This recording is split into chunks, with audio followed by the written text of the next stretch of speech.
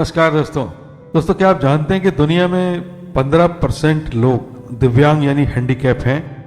उनमें कुछ लोग बोल नहीं सकते तो कुछ चल नहीं सकते, कुछ सुन नहीं सकते, कुछ देख नहीं सकते तो कुछ खा नहीं सकते, कुछ सो नहीं सकते, कुछ सोच नहीं सकते, कुछ तुतलाते हैं तो कुछ हकलाकर बोलते हैं, और इसके अलावा भी वे कई तरह की डिसेबिलिटीज से ग्रस्त हैं। इन डिसऑर्डर्स की वजह से उन लोगों को नौकरी पाने में और करने में, उचित हेल्थ केयर सर्विसेज पाने में, शिक्षा पाने में और सामाजिक गतिविधियों में भाग लेने में मुश्किलों का सामना करना पड़ता है। तो आइए देखते हैं कि कुछ लोग इन चुनौतियों से सफलतापूर्वक कैसे लड़े। अगर आप देखें तो दुनिया में चुनौतियां तो हर उस आदमी के सामने हैं जो किसी अमीर घर में अपने मुंह में चांदी का चम्मच लेकर पैदा नहीं हुआ। दुनिया में कुछ लोगों के सामने शारीरिक चुनौतियां हैं तो कुछ के सामने शरीर बिल्कुल ठीक होते हुए भी दूसरी, जैसे आत्मविश्वास, अच्छी शिक्षा न मिलने की, परिवार की स्थिति गरीब होने की, पिछड़े इलाकों में रहने की, और इसके अलावा भी कई और चुनौतियां हैं। पर इन सब के बावजूद हम यह भी देखते हैं कि जिन लोगों को सफल होना होता है वे इन सब बातों की परवाह नहीं करते और अपना कार्य करते रहते हैं, और अंत में वे जो चाहते हैं वह बनते हैं या प्राप्त करते हैं। जिन भी सफल लोगों की कहानियां हम पढ़ते हैं, चाहे वे किसी भी क्षेत्र में हों, वे हमेशा चुनौतियों से भरी होती हैं, और उन चुनौतियों पर काबू पाने के बाद ही वे लोग सफल हुए होते हैं। आज हम इस वीडियो में विशेषतः ऐसे लोगों की बात करेंगे जिनके सामने जीवन की गंभीर शारीरिक चुनौतियां थी, यानी वो हैंडीकैप थे। सबसे पहला जो एक वाक्य ऐसे लोगों के लिए है जो किसी शारीरिक चुनौती के साथ पैदा हुए हैं या बाद में उन्हें वह चुनौती मिली है और जो उन्हें मानसिक शक्ति दे सकता है, वह वाक्य है सुप्रसिद्ध लेखक, मोटिवेशनल स्पीकर लेस ब्राउन का।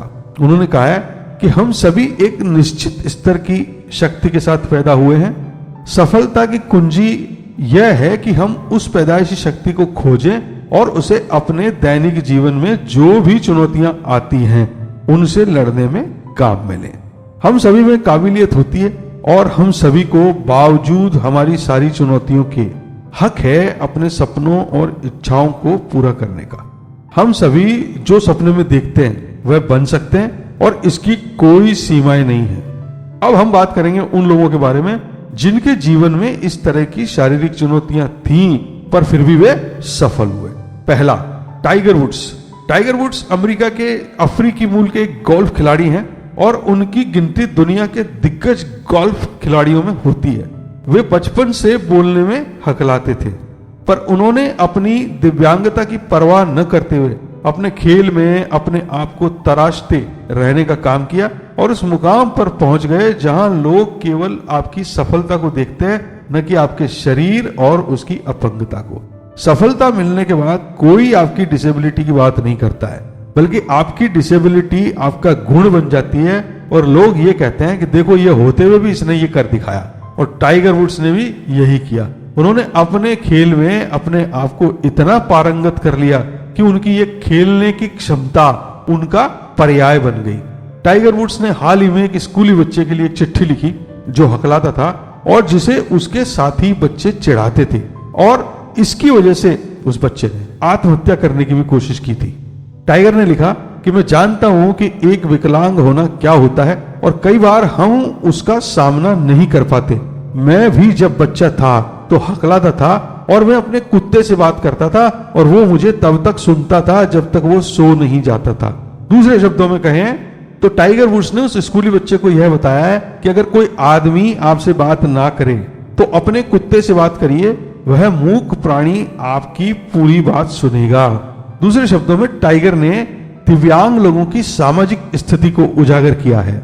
यह सिर्फ किसी शारीरिक चुनौती वाले व्यक्ति के लिए ही नहीं है, बल्कि किसी भी व्यक्ति और चुनौती के लिए सही है, जैसा कि हम आगे आने वाले उदाहरणों में देखेंगे। दूसरा नाम है लियोनेल मेसी। दुनिया के जाने माने फुटबॉल खिलाड़ी अर्जेंटीना के लियोनेल मेसी को कौन नहीं जानता दुनिया में। उन्होंने 5 साल की उम्र से फुटबॉल खेलना शुरू किया था और 11 साल की उम्र में उन्हें पता लगा कि उन्हें GHD यानी ग्रोथ हार्मोन डेफिशिएंसी सिंड्रोम था, जिसकी वजह से उनका शरीर बढ़ता नहीं था। वे बताते हैं कि जब वे खेल के मैदान में जाते थे तो वे सबसे छोटे लगते थे। उन्होंने इसका इलाज लेना शुरू किया, पर उसका खर्चा इतना था कि उनके पिता द्वारा लिया गया इंश्योरेंस तो 2 साल में ही पूरा हो गया। और अर्जेंटीना में उस समय आर्थिक मंदी का दौर चल रहा था और कोई टीम उनके इलाज का खर्चा उठाने के लिए तैयार नहीं थी। मजबूरन उन्हें बार्सिलोना यानी स्पेन में जाना पड़ा, क्योंकि वहां की एक टीम उनका खर्चा उठाने के लिए तैयार थी। वे वहां अपने पिता के साथ रहे और ट्रीटमेंट लिया। वे बताते हैं कि 3 साल तक उन्हें हर रोज शाम को एक सुई अपने पांव में लगानी पड़ती थी और इलाज पूरा होने के बाद उनका विकास सामान्य व्यक्ति की तरह होने लगा और वो वह बन पाए जो आज आप उनको देखते हैं। तीसरा नाम है रोवन एटकिंसन, ब्रिटेन के सुप्रसिद्ध कॉमेडियन, जिनको आप भुनभुनाते हुए, मुंह बनाते हुए मिस्टर बीन के रोल में देखते हैं, जहां वे बिल्कुल मूक एक्टिंग करते हैं, वो भी हकलाते हैं। पर उन्होंने उसकी परवाह नहीं करते हुए अपने आप को एक एक्टर बना लिया। आज भी वे कहते हैं कि उन्हें उनकी हकलाहट कई बार परेशान करती है, पर वे एक्टिंग करके उस पर काबू पा लेते हैं और उसे अपनी एक्टिंग में किसी लंबे शब्द को एक अलग तरीके से बोलने में काम में लेते हैं। पर वही बात है कि आज उनकी पहचान उतनी बड़ी है कि लोग उनकी डिसेबिलिटी को नहीं देखते। चौथा नाम है Richard Branson. Richard Branson Britain के एक अरबपति हैं, बिलियनियर हैं, जो वर्जिन ग्रुप की 400 कंपनियों के मालिक हैं। ये भी जब 8 वर्ष के थे तो हकलाते थे और पढ़ नहीं पाते थे। जब उन्होंने हाई स्कूल छोड़ा तो उनके हेडमास्टर ने उन्हें कहा था कि या तो तुम मिलियनियर बनोगे या जेल जाओगे। भाग्यवश वे मल्टी मिलियनियर बन गए। वे स्वीकार करते हैं और कहते हैं कि वे अभी भी हकलाते हैं, पर अब समय के साथ ये आसान हो गया है। उनकी उन लोगों को सलाह है जो लोग हकलाते हैं या सबके सामने बोलने में डरते हैं कि आप जैसे अपने बेस्ट फ्रेंड से बात करते हैं ऐसे बात करने की कोशिश कीजिएगा, चाहे कहीं 10 लोग हों, 100 लोग हों या 1000 लोग हों। आप वहां आराम से ऐसे बोलने की कोशिश करो जैसे आप अपने घर के कमरे में बात कर रहे हो। 5वां नाम है सुधा चंद्रन का। 16 साल की उम्र में एक एक्सीडेंट में सुधा चंद्रन ने अपना एक पांव खो दिया था, पर उसके बावजूद वे आज भरतनाट्यम की विश्व स्तर की कलाकार हैं और एक बॉलीवुड की अभिनेत्री भी हैं। 6वां नाम है निक व्यूचिक। 37 वर्षीय ऑस्ट्रेलिया के एक इवांजेलिस्ट, इंजलवादी, जो बिना हाथ पांव के पैदा हुए थे। दोनों हाथ पांव न होने के बावजूद उन्होंने कभी अपने आप को किसी से कम नहीं समझा। वे दुनिया के कई देशों में जाकर अपने धर्म का प्रचार और लोगों को आशान्वित करने और उत्साह देने के लिए सभाएं करते हैं। उनकी अब तक लगभग 10 पुस्तकें प्रकाशित हो चुकी हैं। वे अपने सभी काम करने के अलावा तैर भी लेते हैं और कार भी चला लेते हैं। YouTube पर उनके कई वीडियो हैं, आप उन्हें देख सकते हैं। तो आपने इतने सारे लोगों को देखा जिनमें इतनी गंभीर शारीरिक कमियां होते हुए भी इन्होंने दुनिया में किसी भी सामान्य व्यक्ति से ज्यादा कर दिखाया है। अब हम बात करेंगे इनकी साइकोलॉजी या मनोविज्ञान की, जिसके अंतर्गत ये इतना सब कुछ कर सके और जिसे अपनाकर कोई भी जो इनकी तरह शारीरिक चुनौतियों का सामना कर रहा है, जो चाहे वो कर सकता है। पहला, ये लोग आगे बढ़ते रहे, रुके नहीं। हमने उपरोक्त सभी उदाहरणों में देखा कि जिन भी लोगों के साथ कोई भी चुनौती थी वे रुके नहीं। यह सोचकर बैठ नहीं गए कि पहले ये चुनौती जाए तो वे कुछ करें। अगर कोई हकलाता था तो उसने हकलाट जाने का इंतजार नहीं किया, बल्कि उसके होते हुए भी उसे जो करना था उसे शुरू कर दिया। कोई पोलियोग्रस्त था तो उसने चलना और दौड़ना शुरू कर दिया और ओलंपिक तक में मेडल जीत डाले। पोलियोग्रस्त विल्मा रुडोल्फ ने कैसे ओलंपिक में मेडल जीत लिए, इसके लिए आप हमारा वीडियो क्या आपकी आस्था सचमुच पहाड़ों को भी हिला सकती है देखिएगा। एक कहावत है कि जीवन में बस इतने सफल हो जाओ कि कहीं जाओ तो किसी को अपना परिचय न देना पड़े। जीवन के किसी भी क्षेत्र में यह बात सच है। आप किसी भी क्षेत्र में कमजोर हो सकते हैं, पर उसकी वजह से उस क्षेत्र में आप जो कर सकते हैं या जो भी कुछ और आप करना चाहते हैं उसे नहीं करना अपने आप को रोकने जैसा है। अगर आप में कोई भी शारीरिक कमी है तो भी आप चाहे जितने बड़े सपने देख सकते हैं और उन्हें पूरा भी कर सकते हैं। आपकी शारीरिक चुनौतियां दुनिया के लिए अजीब दिखने वाली हो सकती हैं, पर उनके बावजूद जिस भी क्षेत्र में चाहे जितना आप आगे बढ़ सकते हैं। इस बात को एक शाश्वत सच की तरह अपने सबकॉन्शियस माइंड में बिठा लीजिए। आप यूं समझिए कि आपकी कोई शारीरिक कमी है तो दूसरों की शारीरिक न होकर कोई और कमी हो सकती है। जिनके शरीर बिल्कुल ठीक हैं वे सभी लोग दुनिया के सुपर सक्सेसफुल लोग तो नहीं बन गए। सुपर सक्सेसफुल बनने के लिए आपको दिमाग से चुस्त दुरुस्त होने की आवश्यकता है, न कि शरीर से या ज्ञान से या शिक्षा की डिग्रियों से और न ही करोड़ों रुपयों से। दूसरा, इन्होंने अपने डर का सामना किया। जिन भी लोगों के साथ शारीरिक क्षमताओं की चुनौतियां थी उन्होंने अपने डर का सामना किया और आगे बढ़ते गए और सफल हुए। ये लोग डर कर बैठ नहीं गए कि काम कैसे करेंगे। उन्होंने जीवन में सीखा कि कैसे अपने जीवन में खा सकते थे, चल सकते थे, हिलडुल सकते थे, हाथ पांव न होते हुए भी कैसे कार चला सकते थे, दुनिया घूम सकते थे, धारा प्रवाह में बोल सकते थे, या फिर उन कमियों के रहते हुए भी वे कैसे अपने काम कर सकते थे।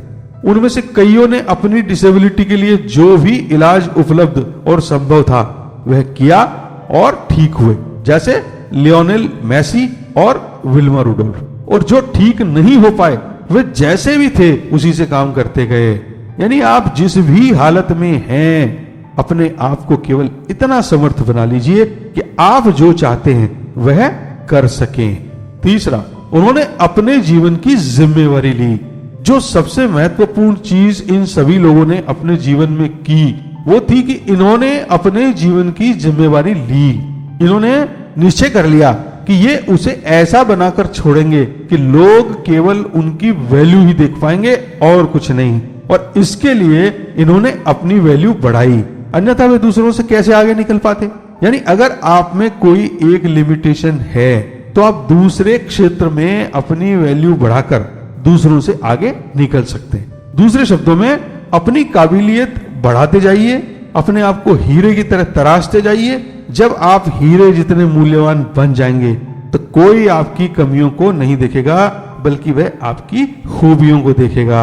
आप सामान्य जीवन में भी देखते हैं कि आपकी जो इनकम होती है आपकी स्किल्स या क्षमताओं पर निर्भर करती है। अगर आप अपनी क्षमताओं और स्किल्स को बढ़ाते जाते हैं तो फिर दुनिया में आपकी वैल्यू आपकी स्किल्स से लगाई जाती है, न कि आपकी शारीरिक क्षमता या अक्षमता से।